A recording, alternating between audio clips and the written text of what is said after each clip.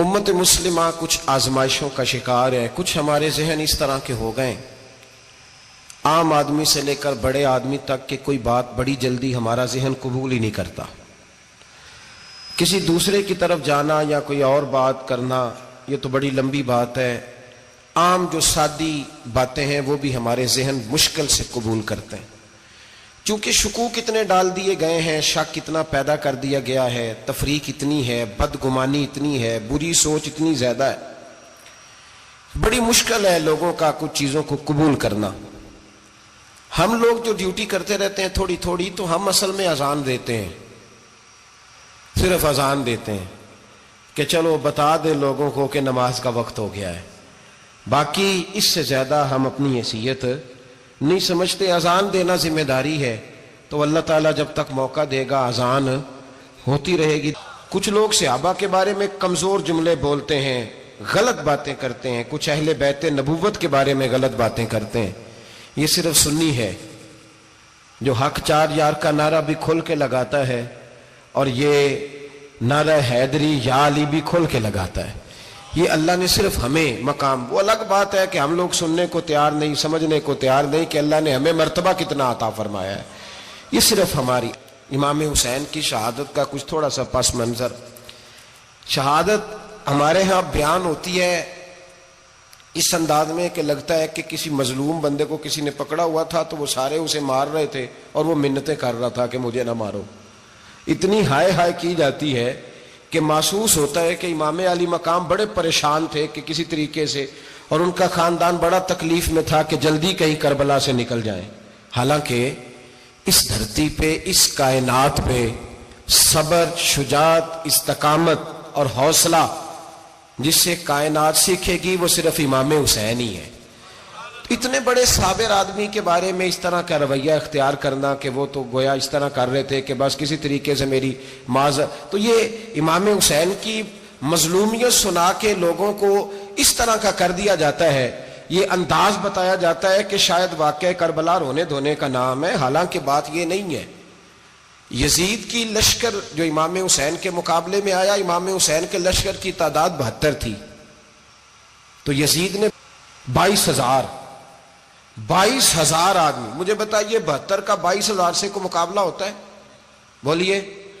عمر بن سعد نے پھر عبید اللہ ابن زیاد کو لکھا کہ عجیب اس کا مزاج تھا. یہ چلاک لوگ زندگی میں ہمیشہ دھوکہ کھاتے ہیں, چلاکیاں انسان کو گراتی ہیں اور اتنا منہ چھیل جاتا ہے کہ منہ پہچانا ہی نہیں جاتا. بندہ اپنے آپ کو رب رسول کے حوالے کر دے تو اللہ بڑی بہترین جزائیں عطا کرتا ہے. یہ لوگ تیزی دکھاتے ہیں بعض, تو یزید بھی تیزی دکھانے والا تھا. اس نے ان اللہ خیر کرے جڑا نماز پڑھائے ہو مولوی, تو جڑا ٹل پائے ہو پیر, جڑا مہینہ نہ نہائے چھوٹا پیر, تو جڑا 6 مہینے نہ نہائے ہو بڑا پیر. کہتے بابا پہنچے ہیں, کڑے چھڑے جو پہن لیے. بھائی امام حسین تو نمازیں پڑھاتے تھے,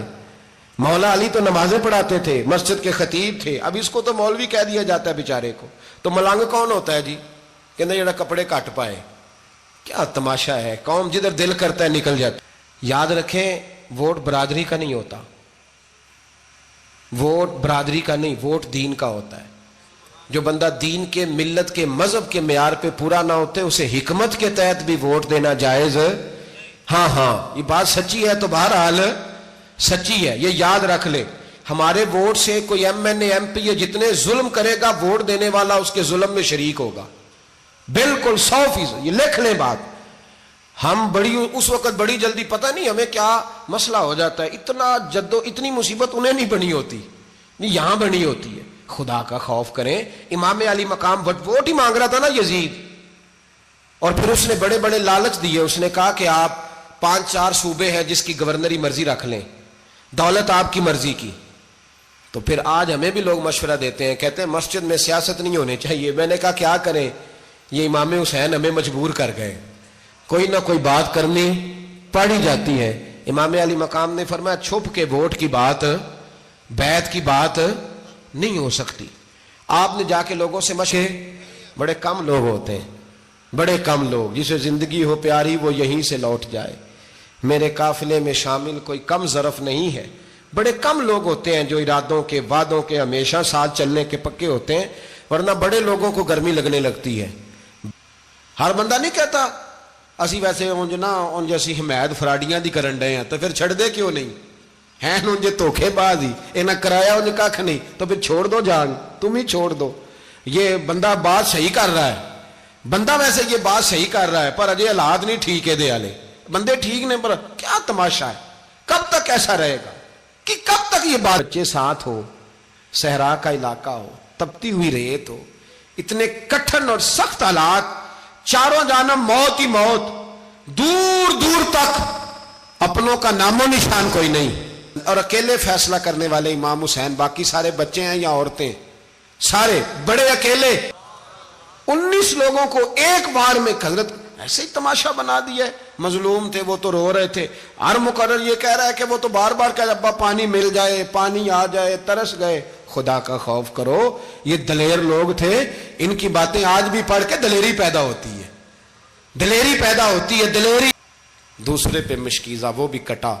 دیکھ لو میں پس منظر پہ ہوں ابھی تک میں بتا رہا ہوں کہ جہاد کس کے خلاف تھا ظالم حکمران کے خلاف ظالم کافر کے خلاف نہیں مشرک کے خلاف نہیں حضرت امام حسین رضی اللہ تعالیٰ عنہ نے ہر جگہ ایک ہی بات کی کہ یزید شرابی ہے تو بچے کٹوا دوں گا شرابی کو ووٹ یہ ایک نہیں ہر کتاب میں یہی لکھا ہر کتاب میں اور ہر مسلک کی کتاب یزید چونکہ مجرے دیکھتا ہے رنڈیوں کا ناچ دیکھتا ہے بچے کٹوا دوں گا اس کے ہاتھ میں ہاتھ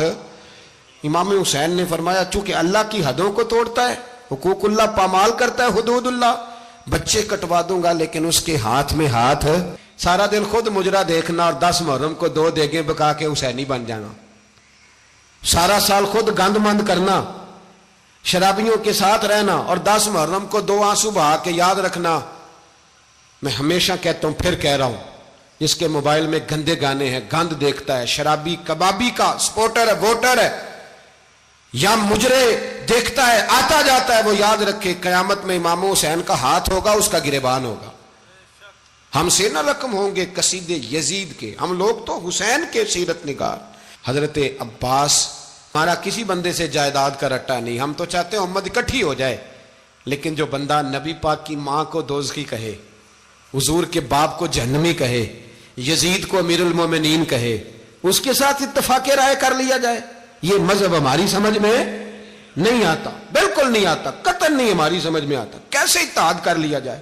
یہاں تو میرے بھائی جو ہمارے ابا کا مخالف ہو اس سے اتحاد نہیں ہوتا اور جو نبی پاک کے والد کو دوزخی کہے اس سے اتحاد ہو جائے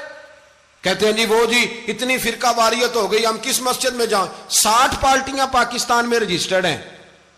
جو الیکشن لڑتی ہیں کبھی کسی بندے کو ٹینشن نہیں ہوئی کہ کس کے پاس جائیں کس کے پاس نہ جائیں کبھی نہیں کو بولا کہ اب وہ بھی کھڑا ہو گیا وہ بھی کوئی ٹینشن نہیں مذہب کی باری ٹینشن ہو جاتی ہے اتنا بڑا مذہب ہوتا ہے بھائی غلط بندے بھی آ ہی جاتے ہیں بیچ میں تھوڑا پہچان کے چلنا پڑتا ہے صحیح کون ہے اور غلط اور یہی تو ہمیں امام حسین نے بتایا ہے کہ مذہب کے اندر ہی تم نے شناخت کرنی ہے کہ بندہ ٹھیک کون ہے اور بندہ غلط یہی تو کربلا ہے یہی تو امام حسین نے بتایا کفر اسلام نہیں حق اور باطل یہ ہے درس یہ ہے پیغام یہ ہے یاد رکھو موت تیزی سے آ رہی ہے ہمارے ساتھ والے دائیں بائیں والے سب چلے گئے اسی طرح نمبر لگے گا ایک دن اعلان ہوگا ضمیر کے قیدی بن کے زندگی نہ گزارو بالکل نہ گزارو یہ تھوڑی سی زندگی ہے دنیا سجن المومن حق بات کرو حق پہ ڈٹنا سیکھو دین سمجھو خبردار رسول پاک صلی اللہ علیہ وسلم کے دین میں ظالم جابر فاسق فاجر کی کوئی گنجائش قطعاً نہیں ہے اپنے آپ کو سمیٹو اپنے آپ کو سنبھالو دین میں اپنا کردار ادا کرنے کی کوشش کرو دین طلب کرتا ہے ہم سے کہ ہم نے دین کو کیا دیا ہے امام حسین نے سارا گھرانہ دین کے لیے دے دیا ہمارا جو بچہ کسی کام کا نہیں رہتا اسے مدرسے داخل کراتے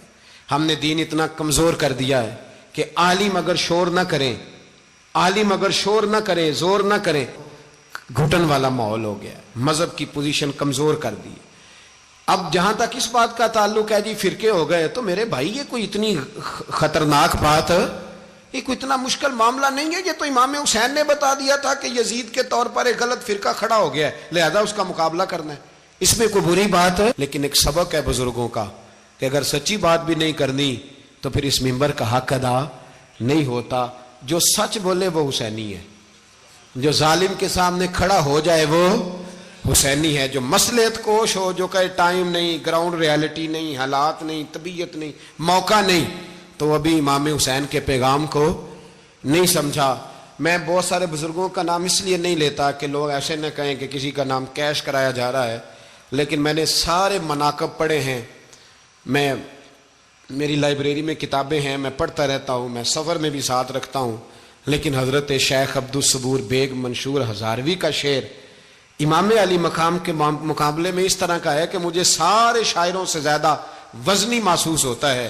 انہوں نے کہا تھا اس شاہ مشرقین کی، اس نور عین کی مطلوب ہے جہاں کو قیادت حسین کی۔ دیکھیے ذرا حسن، اور ہر سو یزیدیوں کا زمانے میں زور ہے، ایک دو جگہ پہ نہیں، ہر سو یزیدیوں کا زمانے میں زور ہے۔ منشور آج پھر ہے ضرورت حسین کی، آج پھر ہے ضرورت ہے، آج لوگ حسینی بنے، امام حسین کے نقش قدم پر۔ وہ کہتے ہیں زور ہو گیا یزیدیوں کا، یہ ہمارے بزرگ ہمیں بتا گئے۔ مسجد کی طرف توجہ کرو، اپنے بچوں کی نگہبانی کرو۔